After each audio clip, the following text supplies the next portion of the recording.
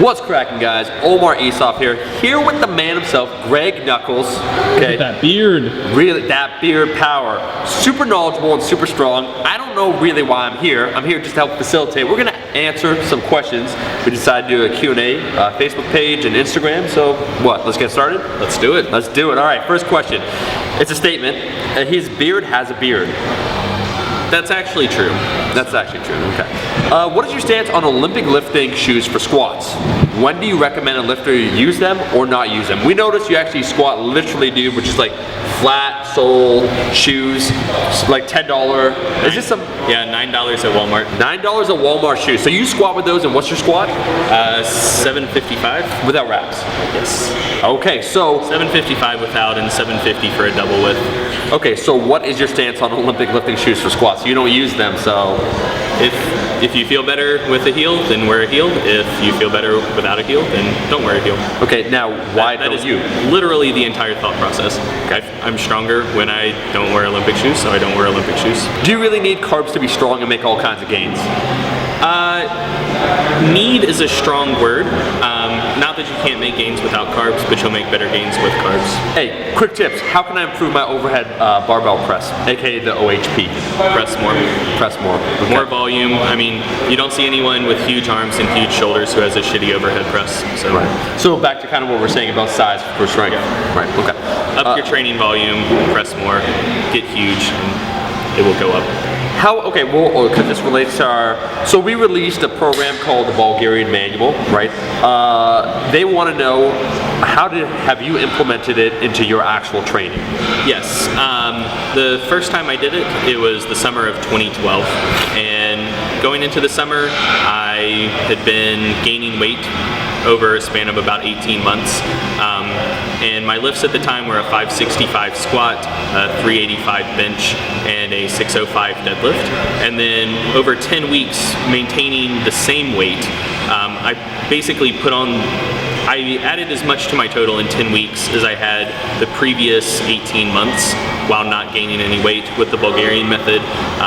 My squat went to 650, bench to 425, and deadlift to 646. They see you, Greg, and you know what they think? What do they think? That's a damn good beard. But they also think, it's like, well, you got some freakish numbers, right? They're at the top tier. Were you normal when you first started out? Like, what were your max lifts? Like, when you first just started training, what do you pull? What do you squat? What do you bench? When I started getting into powerlifting, I'd had very minimal experience lifting at all. I was 14, I deadlifted 425. That's just stupid.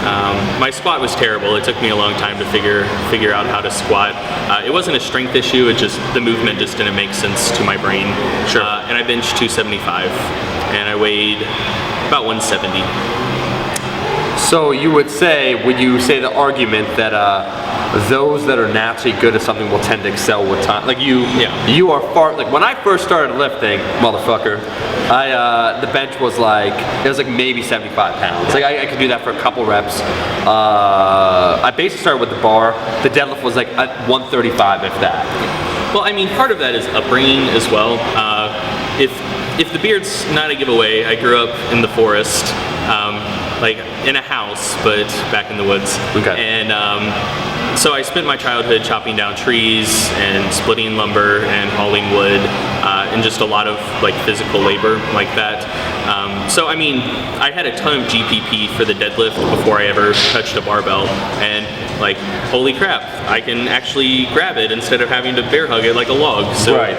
That makes it easier. And for the bench press, I played football, and a coach told me you should do a lot of push-ups, and that'll make you a better blocker. I played line.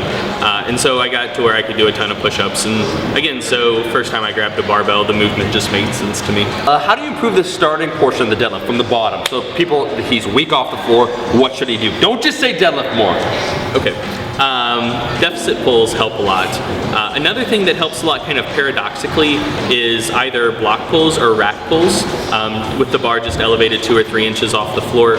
What that's going to do is the hip angle is pretty similar, so the hip extension demands are about the same as starting off the floor, but since your knees aren't bent as much, you can't get your quads into the movement as much, so you really just have to use your hips and back to get the load moving. So if you get strong from that position, when you go back to the floor and you can get your quads into the lift more, it's a little bit easier. That's a good unconventional answer. I like it. Daily undulating periodized training versus linear for strength gains. What should I do? Like, It's just I don't know. It's so open-ended.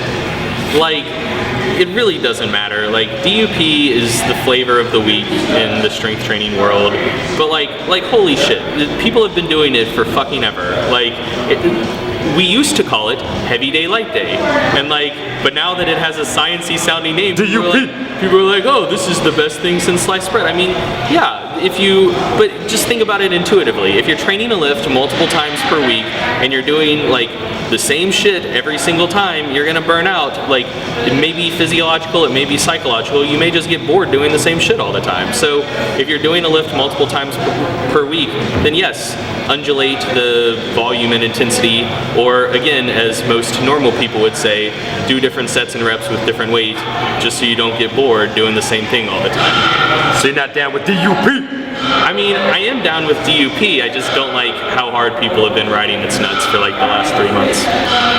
People think it's a trendy thing, but again, it's basically every program in the history of forever has incorporated it. It's nothing new. For the bench press, do you recommend a J path or a straight line? So some people, they say bench in a straight line, others it's more like a J where it starts lower here and when you end it's kind of further back.